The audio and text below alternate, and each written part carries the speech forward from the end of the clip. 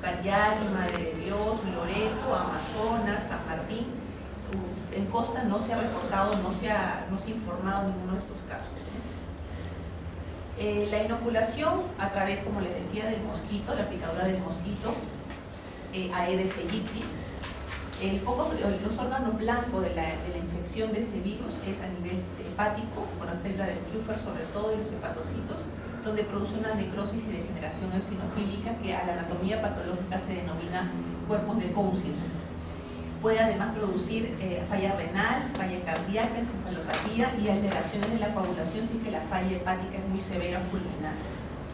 El periodo de incubación desde que ingresa el virus a nuestro organismo hasta que produce síntomas es aproximadamente una semana.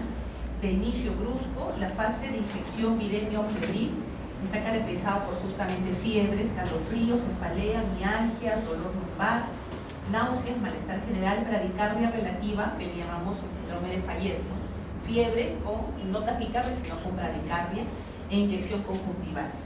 Luego pasa una fase de remisión, ¿no? Es característica de estas patologías que están dentro del síndrome icterohemorrágico. Fiebre, luego la fiebre se va sola o con los antipiréticos, para luego reaparecer o completar el cuadro con una convalescencia o el fallecimiento probablemente del paciente, porque son enfermedades que, si bien es cierto, producen una fase febril en donde el clínico, el médico o la persona que está al costado del paciente cree que el paciente está mejor, es cuando está peor y debemos de tener mayor cuidado en su evaluación.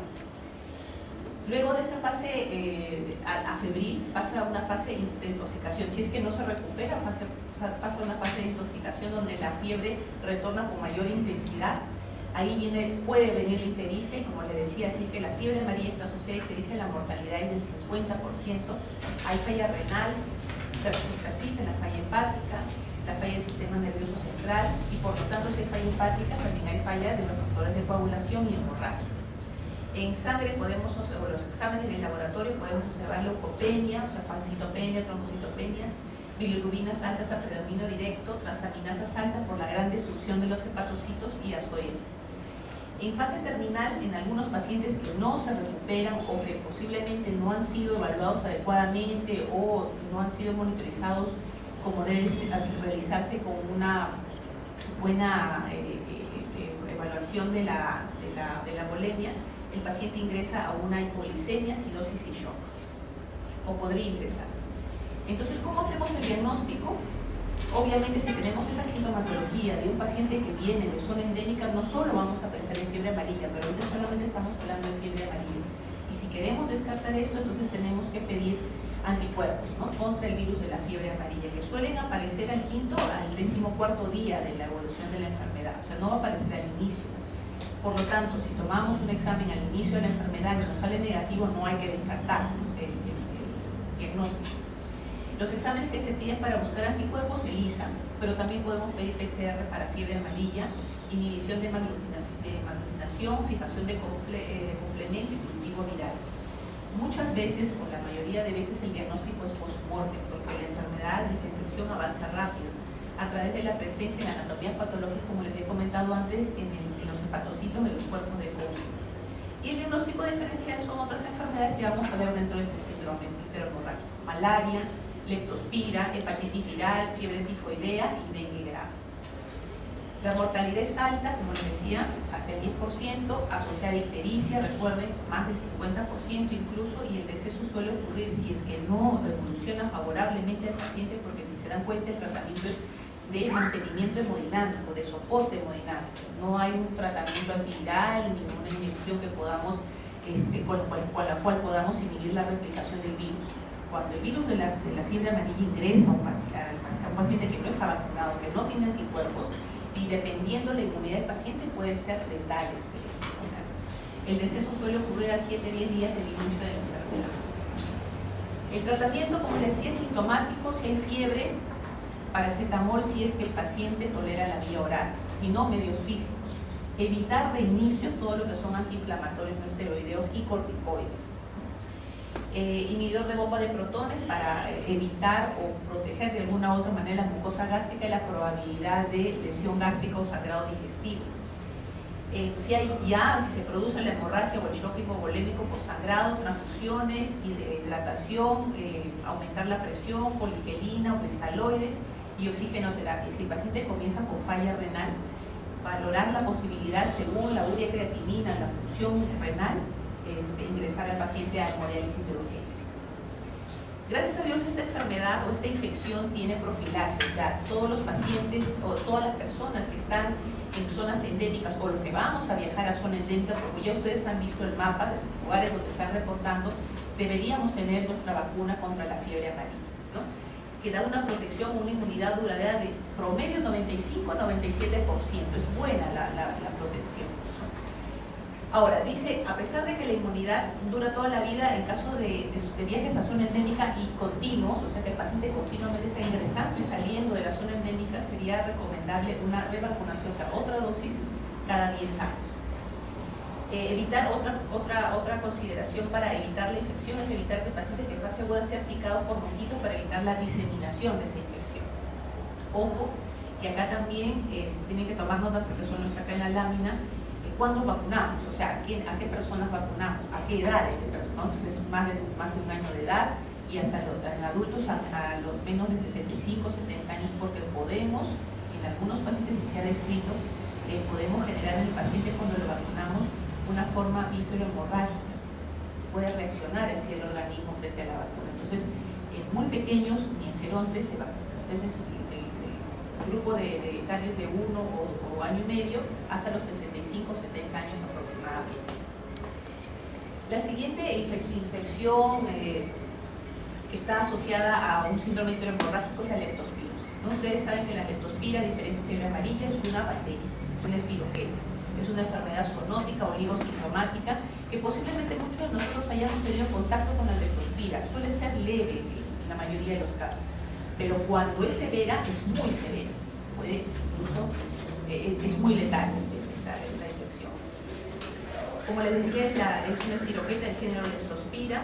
Hay varias especies, la interrobans y sus serotipos, sobre todo la icterohemorragiae, que produce lesiones severas en diferentes órganos blancos. ¿Cómo es la epidemiología? ¿Quiénes portan normalmente esta bacteria o que la eliminan continuamente?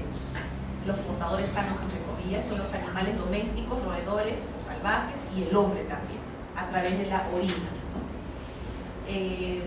Elimina la leptospira por la orina, y hay condiciones que de alguna u otra manera hacen favorable la transmisión, ¿no? El hacinamiento, la inadecuada disposición de excretas, no hay desagüe, no hay agua, el hacinamiento en general. Nosotros podemos contagiarnos directamente cuando los alimentos están contaminados con la orina y que tenga la espiroqueta, y de forma indirecta a través de fluidos, sangre, orina que tengan la espiroqueta, ¿no? A través de piel lesionada, por ejemplo. Esta es una evolución de los casos de leptospira desde el año 2016 al 2018. Y lo que ustedes están viendo es que, de alguna u otra manera, comparando las semanas epidemiológicas, lo que ustedes tienen abajo son las semanas epidemiológicas, ¿no? Cada semana para nosotros, para los de la Dirección General de Epidemiología, llama semana epidemiológica, que reportan continuamente los casos que los mismos hospitales a los que ustedes hacen práctica reportan a su unidad de epidemiología y luego a la Dirección General de Epidemiología. Entonces ustedes ven que en el 2017, al inicio de año, en comparación del resto de años, hubieron más casos o más reportes, ¿no? Y luego ha ido disminuyendo hacia finales del año para nuevamente diciembre, noviembre, que ya comienza nuevamente a haber sol, a haber calor, nuevamente se presenta ligeramente un poco más de casos. Entonces, en cuanto a la patogenia, ingresa la sangre, este espiroqueta ingresa a la sangre, se multiplica y invade los tejidos en general. Esta leptospiremia hace que nuestro cuerpo, nuestro organismo, forme anticuerpos contra la leptospira. Muchos de estos anticuerpos nos van a proteger y van a detener la diseminación de la leptospira, la replicación de la leptospira, produciendo en nosotros una leptospirosis leve o moderada, que muchas veces no la identificamos como tal, no pasa como un síndrome gripal, con un malestar general, un disconfort abdominal, una dispepsia, y pasó el cuadro.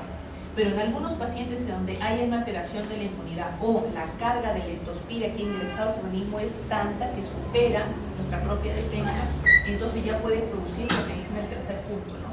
lesiones petequiales, equimóticas, en diferentes órganos, el riñón, hígado, encéfalo, pulmón, corazón, etc. Entonces acá tenemos los animales infectados que nos transmiten a nosotros la leptospira a través de la orina, ¿no? La orina elimina continuamente la leptospira. Nosotros a través de la ingestión de alimentos contaminados con esta orina o de contacto indirecto con mucosas, piel lesionada, orina, sangre, podemos contaminar, ¿no? Y a su vez nosotros podemos seguir contaminando a otras personas o a otros animales a través de la eliminación, porque el inicio es una viremia, es una, esta bacteria se va a encontrar en la sangre y luego en la orina. Entonces vamos a ir eliminando, dependiendo si hemos tenido una leptospirosis leve, moderada o severa. Y esa es una de las condiciones, ¿no? Lo que ustedes vean que es un templo hindú en donde le rinden reverencia a los proveedores, ¿no? Les dan de comer y son justamente esos animalitos que en su orina portan la leptospira. Ellos no sufren la enfermedad, la sufrimos nosotros, dependiendo, como le digo, nuestra propia inmunidad, ¿no? El periodo de incubación es el promedio de 20 días, el inicio es brusco, dura más o menos toda la enfermedad alrededor de 10 días. Inicialmente, como les digo, es un cuadro gripal, ¿no? Eso pasa desapercibido, a veces uno se infecta y piensa que ha sido una gripe y pasó todo. Escalofrío, fiebre, mialgia, hiperestesia, cefalea, tos, dolor torácico, hemoptisis, ya que es un dato que ya no encajaría dentro de un síndrome gripal, pero puede haber, dolor abdominal y diarreas, ¿no? En la piel hay erupción macular y petequial, en los ojos puede haber ligera congestión, fotofobia, que puede confundir con una conjuntivitis. Si es que en la primera fase hay hemorragia, o sea, ingreso durante los primeros días, suele ser fatal. Y la ictericia suele aparecer al 5.º día de la fiebre. No presenta generalmente dermopatías, no hay hepatosplenomegalia. Y a veces hay algunos pacientes que hacen leptospirosis o como irritación meningia, ¿no? O sea, irritación meningia. Luego, como todas las patologías que están dentro de este síndrome, hay un periodo febril y después un periodo afebril, que todo el mundo piensa que ya curó el paciente, ¿no?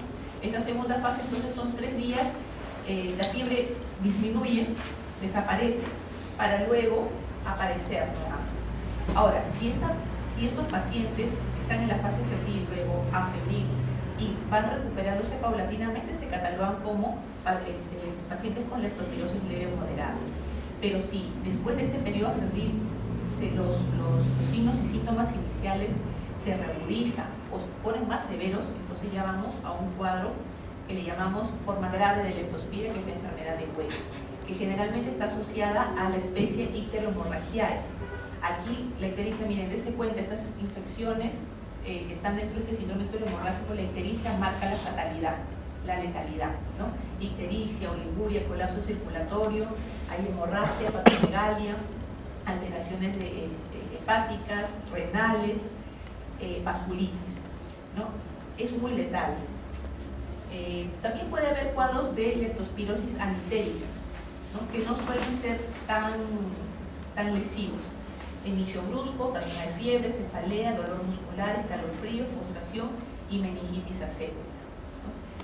Ahora, esta meningitis aséptica que se asocia con leptospira, generalmente nosotros para poderla diagnosticar tenemos que pedir anticuerpos en líquidos cefalorraquídeos, ¿no? A través de una punción lumbar y pedir un lactato, ¿no? Que nos está orientando que no hay un proceso infeccioso entre comillas, ¿no?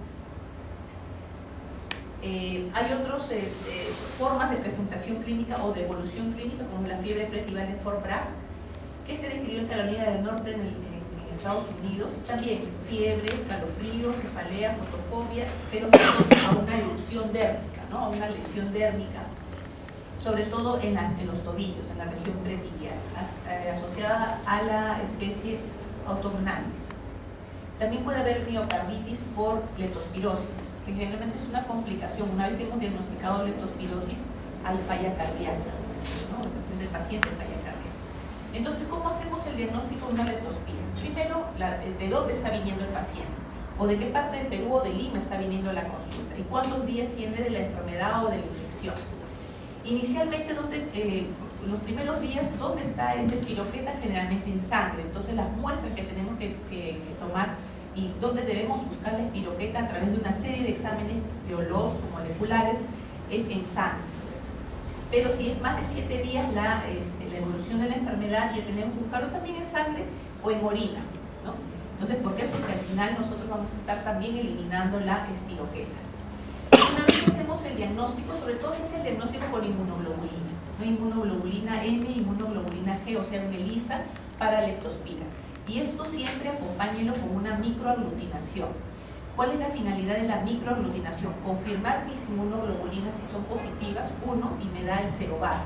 Me dice, esto es leptospira icteromorragiae, varialis, autumnalis, o sea, me indica qué especie es la que está en el cuerpo del paciente y me puede dar incluso pronóstico. Nosotros tuvimos el año pasado 2 casos de leptospirosis hasta 3, del cual uno de ellos falleció y tenía la variedad o la especie icteromorragiae en valores bien altos. El paciente murió con hemorragia severa, hizo falla cardíaca, renal, era joven el paciente, un policía joven que no tenía ninguna otra comorbilidad, pero estuvo dentro de lo que el problema de los desbordes de los ríos aquí en Lima, ¿no?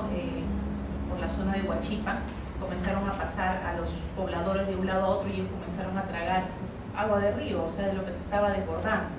De ese grupo, 2 de ellos llegaron a la emergencia, pero ellos cuando salen de su proceso, o sea, de lo que ellos tienen que hacer, porque era su función trasladar a los pobladores de un lado a otro, porque se habían comunicado, no había puentes, no sintieron mayor molestia, ¿no? Eso fue en el tiempo. A los 2 o 3 días comenzó con la fiebre, náuseas, decaimiento, se hincharon las piernas, ellos no se explicaban por qué, eran jóvenes, 2 personas, 21, 22 años, recién egresados, no eran diabéticos, no eran hipertensos. Entonces algo estaba pasando con los pacientes, pero uno de ellos evolucionó rápidamente para mal.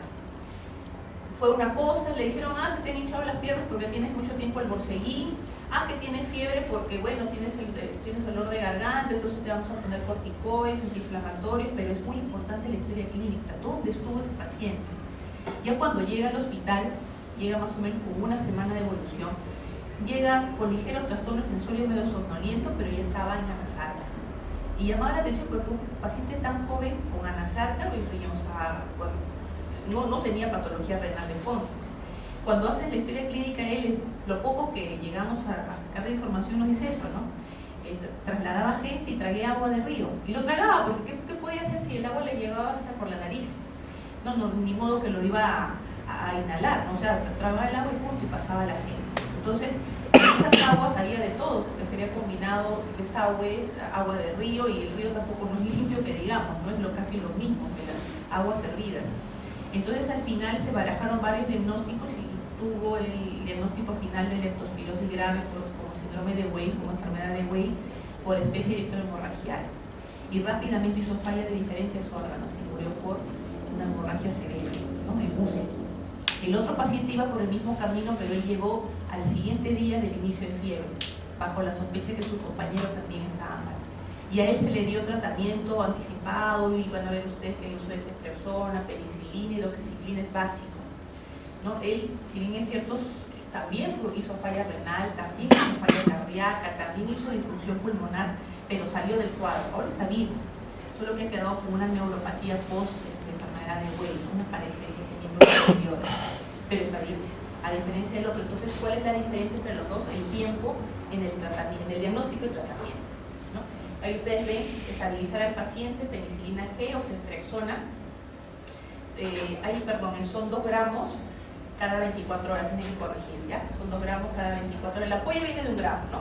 Son 2 gramos cada 24 horas por 7 días, y nosotros damos en el hospital bajo sospecha, damos los 2, ceftriaxona y doxi, mientras tolere la vía oral, ¿no? Doxiciclina de 100 miligramos vienen las cápsulas cada 12 horas, o ampicilina hasta 1 gramo cada 6 horas. La profilaxia, si vamos a mandar a pacientes que van a estar en esas zonas de riesgo, entre comillas, los mandamos ya con doxiciclina, a las 12 horas de 1 semana antes, durante y después de haber regresado de la zona de exposición. Y la vacuna, sí existe una vacuna contra la leptospira, pero no cubre todos los serovares. Ahora, recordad que la vacuna es de producción cubana, tiene una eficacia o una cobertura del 78%, que para hacer vacuna sí no es tan amplia, pero cubre los serovares que se manejan o que circulan en Cuba. Algunos son iguales en el Perú, otros no. Pero para que ustedes tengan conocimiento, sí existe vacuna contra la leptospira. Terminamos leptospira y pasamos a malaria, que ustedes ya conocen, es una enfermedad también metaxémica, por la transmisión del mosquito, y nos transmite el Plasmodium, 4 especies, en el Perú hay 2, Falciparum y Vivax. Oval y malariae no lo hay, no se reporta. El mosquito Anopheles hembra es la que infecta a la persona sana, y de las dos especies de Plasmodium, el Vivax es el menos letal.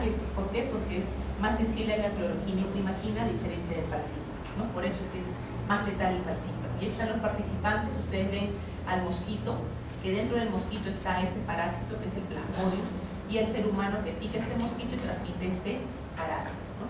¿Cómo hacemos el diagnóstico? A través de una gota gruesa, es el gol estándar, ¿no?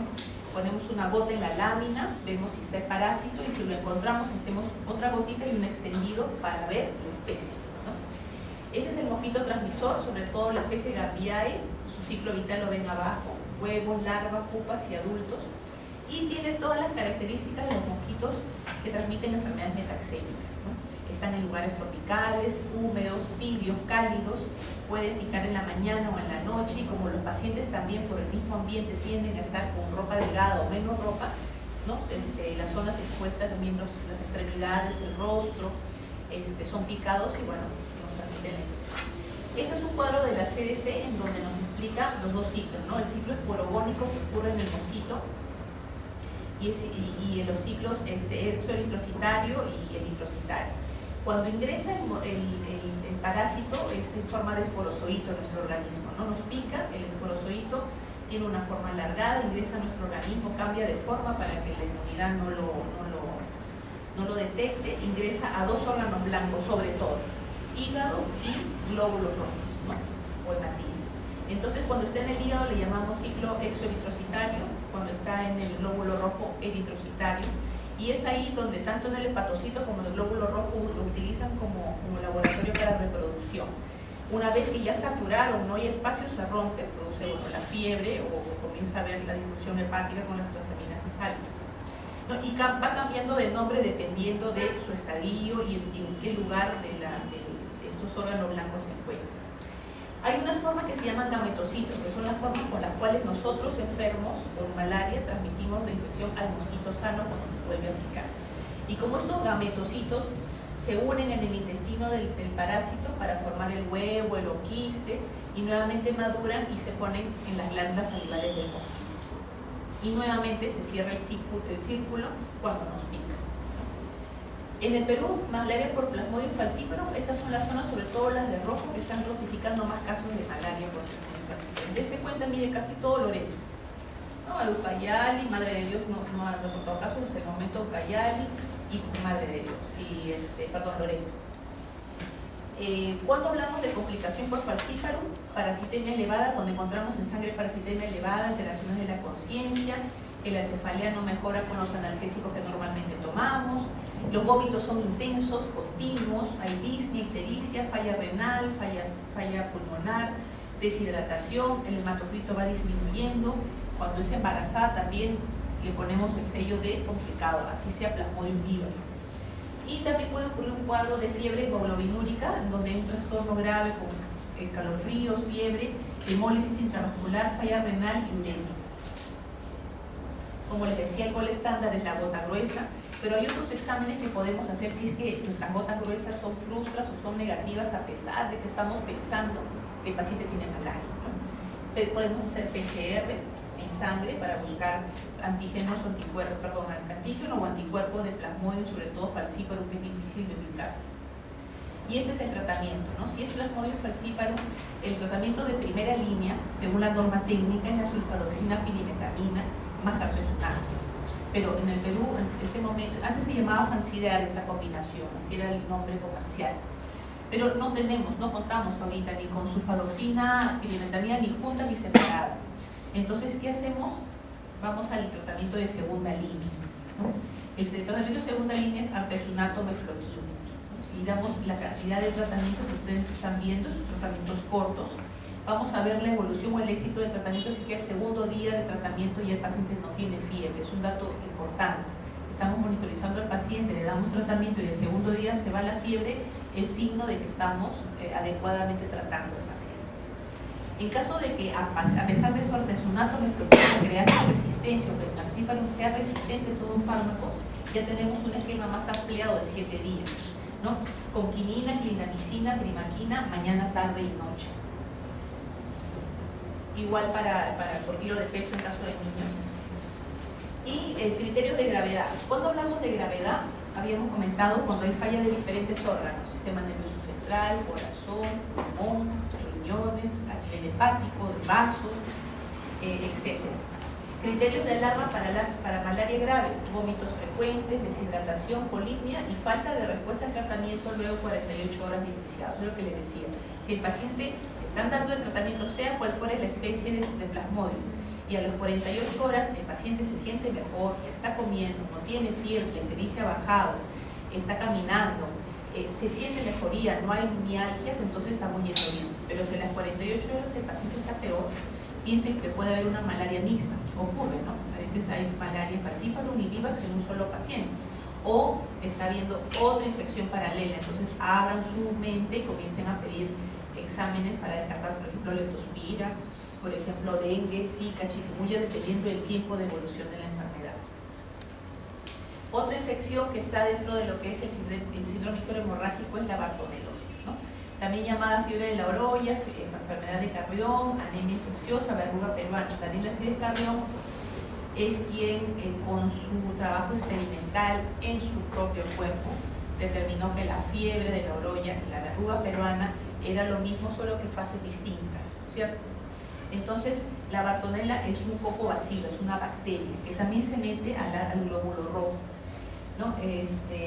Lo podemos ver con tinción Jensen, como lo están viendo en la fotografía, produce anemias muy severas, hemolíticas, lo mismo, ¿no? Ingresa el cocobacilo entre el glóbulo rojo, se reproduce, lo utiliza como laboratorio para reproducción, rompe el glóbulo rojo, hay fiebre y comienza a haber la hemólisis, ¿no? ¿Quién transmite o qué mosquito transmite la bartonella? La Luzol, ¿no? En este caso la especie vertical. Hay otra especie Noguchi que también produce o transmite este cocobacilo. Este es el cuadro de evolución histórica de los casos de enfermedad de Carrión desde el año 2013 hasta la fecha. Miren, en el 2014, 2015, 2016 nuevamente hay unos picos, y lo que va del año 2018 también se mantiene una meseta, ¿no? No son tantos casos. Lo que sí, miren, de lo que va del año, a la semana epidemiológica, esa debe ser la 23, ha habido una defunción por bartonelosis. Hemos tenido este año un fallecido reportado por bartonella. ¿Alguien se enteró? ¿No lo dice en la selección? No lo dice, porque es uno, pero eso tenemos que saberlo nosotros, sí, nosotros sí tenemos que saberlo, ¿ya? Esto es lo que es la evolución de la infección, de la enfermedad. El periodo de incubación puede ser hasta de 3 semanas, hay dos fases, una anémica febril intensa, dependiendo también de la inmunidad del paciente, produce lesión directa, hemorragia tisular, fiebre, la mortalidad es alta si es que es prolongada, y luego pasa a una erupción, lo que llamamos la verruga, distinta a la verruga del papillomavirus humano. No confundamos, esta es la verruga peruana producida por la bartonella, que es un cocobacilo, es una bacteria, lo otro es un virus, no tiene que ver nada con el síndrome hemorrágico. Es una erupción biliar, nodular, de hasta 2 centímetros, ven las lesiones grandes, ¿no? Pueden ser sésiles o pedunculadas, en donde ustedes a la anatomía patológica van a encontrar reproducción, proliferación del endotelio de vasos, o sea, es sangrante. Lo tocan, lo quieren cortar y sangra, ¿no?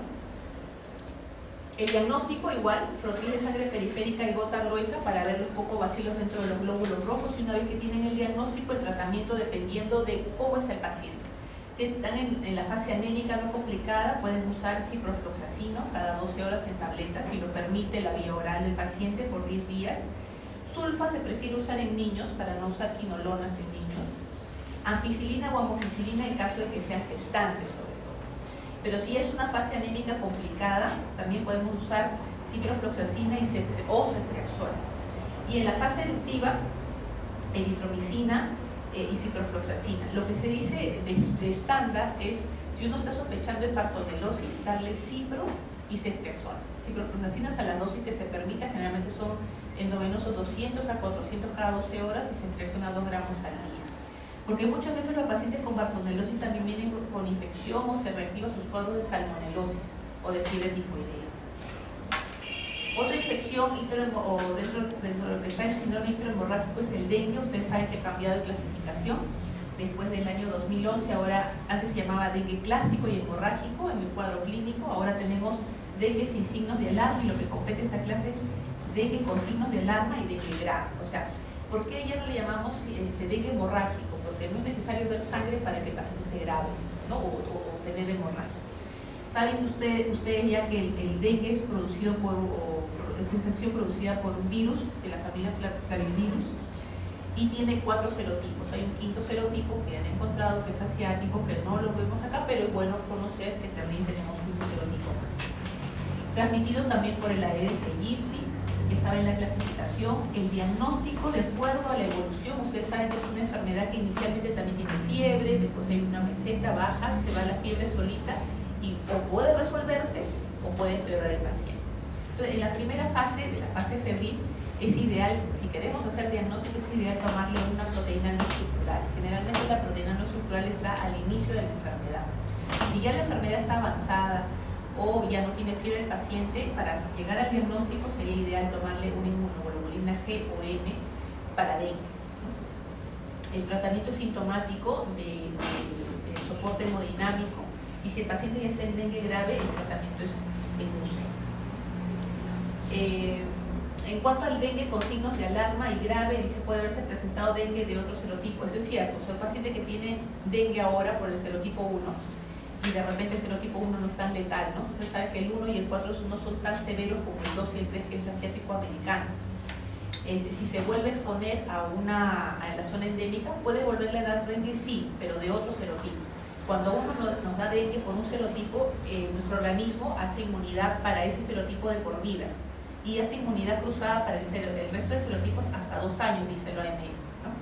Pero podemos volver a tener dengue. Si tenemos otro episodio de dengue, así sea de un serotipo no tan letal, el cuadro siguiente suele ser más severo y así sucesivamente, ¿no?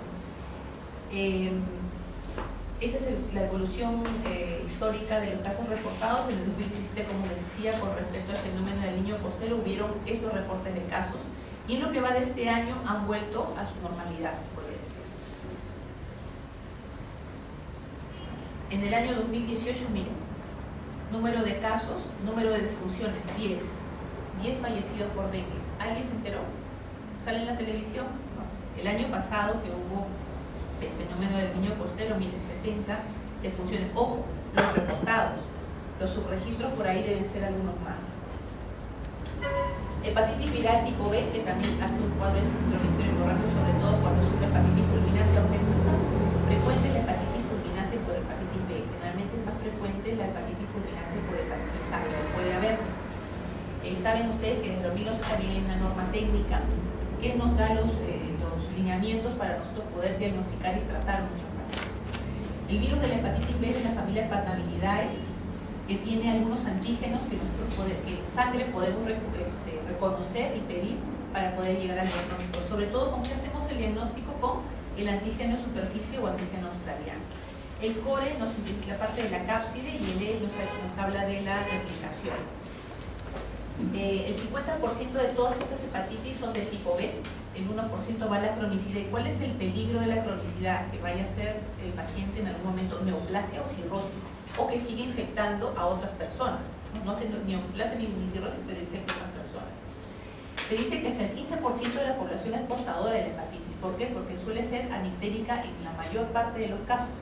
El paciente, ¿cuándo va al médico? Cuando hay fiebre, ictericia. Si no hay fiebre y ictericia, no va. ¿Qué puede producir la hepatitis? De repente un disconfort abdominal, un poquito de náusea, vómito, y pasó. Nuestro organismo lo detiene, pero sigue habiendo replicación de virus. Ahí está el cuadro de la DGE, ¿no? En realidad en todo el Perú se reportan casos de hepatitis B, ¿no? En la selva sobre todo y incluso en las zonas de la costa. Porque también está considerada la hepatitis B como una ITS, ustedes saben eso, ¿no es cierto? La estrategia o la dirección sanitaria de ITS, VIH-Sida ahora también tiene hepatitis B y próximamente posiblemente hepatitis Z, ¿cierto? Entonces este virus entra al hepatocito, se replica, lo destruye, aumenta las transaminasas, se altera la bilirrubina, produce fiebre. Si la respuesta celular nuestra es masiva, puede producir hepatitis fulminante. El periodo de incubación hasta 180 días, el cuarto de pacientes tiene síntomas. Miren, solo el cuarto, pues de 100 pacientes, 25 de ellos nada más pueden tener síntomas de hepatitis B. El resto pasa sin mayores molestias, ¿no es cierto? Usted puede haber antes de la ictericia, exantema, neuralgias, artralgias, artritis. Si yo tengo dolor articular, ¿voy a pensar que tengo hepatitis? Posiblemente no. Si yo tengo un rash cutáneo, ¿voy a pensar que tengo hepatitis? No, por eso es que pasa subregistrado, no se detecta, no se diagnostica. Luego ya viene el aumento de las transaminasas, algunos de los pacientes van a tener ictericia. Entonces ahí es donde nosotros ya comenzamos a evaluar al paciente y a pedir los exámenes. ¿Qué pedimos para el diagnóstico? Como les decía, el antígeno de superficie. El antígeno de superficie, ¿y quién me va a ayudar además? O sea, ¿qué otro marcador me ayuda a hablar de agudeza? Porque ustedes saben, cuando hablamos de hepatitis B, hablamos de hepatitis B aguda y crónica, ¿no es cierto? La aguda, esto se acompaña de inmunoglobulina, ¿no es cierto? El core, el antígeno core, inmunoglobulina contra el antígeno de core. Pero si yo veo un antígeno de superficie sin inmunoglobulina de core negativo, entonces puede ser una crónica. De todas maneras, el paciente, el tratamiento es sintomático si es en una aguda y si no tiene ninguna otra comorbilidad. Pero siempre tenemos que decir a los pacientes con hepatitis B aguda que vuelvan a tomarse un antígeno de superficie en 6 meses. Porque en 6 meses yo espero normalmente que mi organismo haya depurado el antígeno de superficie y que en su organismo, nuevamente al sacarse sangre, ya no haya antígeno de superficie, sino haya anticuerpos contra antígeno de superficie. O sea que han salido todos los anticuerpos, anticore, anti-E, antígeno de superficie. Pero si yo tengo un paciente que a los 6 meses me viene con antígeno de superficie todavía reactivo, a eso lo catalogo como hepatitis B crónica. Y ahí la historia cambia totalmente, porque hemos dicho que la cronicidad, ¿cuál es el peligro? Neoplasia, cirrosis o que sigue infectando a otras personas, ¿no? Ahí está lo que les estaba comentando. Entonces, esta es la laminación para eso. Entonces, cuando hablamos de antígeno, de tratamiento para hepatitis B crónica, el tratamiento ahora es vía oral con 2 fármacos, sobre todo, entecavir y tenofovir, de acuerdo a la norma técnica. Hay otros fármacos, ¿no? Adefovir, la lanreotidina, pero no tienen la fuerza ni controlan tanto la replicación viral como el entecavir y el tenofovir. ¿Cuándo escogemos cuál? Por ejemplo, el tenofovir escogemos en un paciente que no tenga ninguna disfunción renal, porque se depura por el riñón. Y el entecavir también podemos usarlo. Entonces, si tenemos un paciente con hepatitis B crónica y que tiene vestigios de que su riñoncito puede fallar en algún momento, cogemos entecavir. Si no, tenofovir. La dosis de tenofovir es 300 miligramos una vez al día, ¿no? Vía oral. Y en entecavir hay presentaciones de 0,5 a 1 miligramo. La norma técnica dice que si ustedes tienen un paciente con hepatitis B crónica, con antígeno E negativo, la dosis es de 1 miligramo. Y si tienen un antígeno E positivo es de 0,5, pero ahora es indistinto, podemos usar de 0,5 o 1 miligramo. Otra infección que produce ictericia y hemorragia, les había dicho que había un asterisco al inicio de las láminas, es la enfermedad del virus del ébola, ¿no? El primer caso se reportó el siglo pasado, en la década del 70, es un filovirus de la familia Filoviridae, hay 5 serotipos, el periodo de incubación es de 21 días y el mecanismo de transmisión es estar en contacto con las secreciones de un enfermo con ébola, ¿no? Es mortal, eso sí es mortal esta infección. No hay un tratamiento específico, no hay vacunas hasta ahorita, el diagnóstico es serológico y muchas de estas personas fallecen, y como en el continente africano muchas de las tribus o lugares donde fallecen estas personas no es como aquí que el Ministerio de Salud nos da un tiempo para enterrar a nuestros familiares cuando fallecen, ¿no? 48 horas máximo velan y ya están en el cementerio. Ellos no, ellos los pasean, los limpian, los lavan, les cambian de ropa, y ustedes saben que cada vez sigue liberando secreciones, y si está con ébola, bueno, van a pasar esta infección. ¿Algún comentario, alguna pregunta con respecto a esta primera clase? Doctora, Sí. una consulta con respecto